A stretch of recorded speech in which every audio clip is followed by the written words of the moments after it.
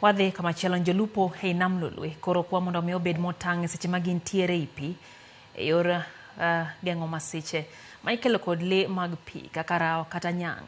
County Commissioner ma Kisumu Benson Liparmorijo omema koro golo koma kama ka oyango ni Jolupo ma yande rao negi e dho wath madunga jo mokalo nokalo machiegni kod kama rao nyuole.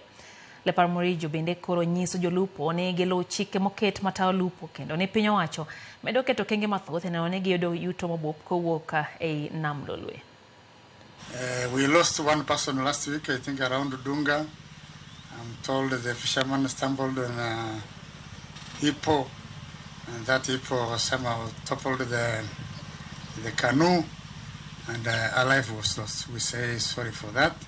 We're just requesting our fishermen, because you know the lake very well, where probably the hippos or some other animals are breeding.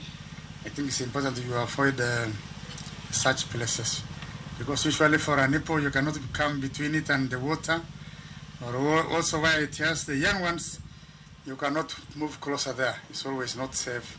So it's good we avoid such places so that we do not lose life.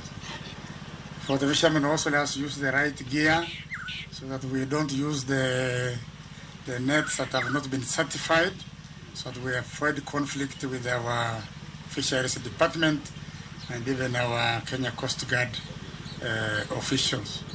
We know the Kabonyo Kanyagwal project, the aquaculture project, was launched by His Excellency the President. So the project delayed in starting or taking off because of the floods that were occasioned by the backflow from the lake. But now I think the project has started, and it's just progressing on well.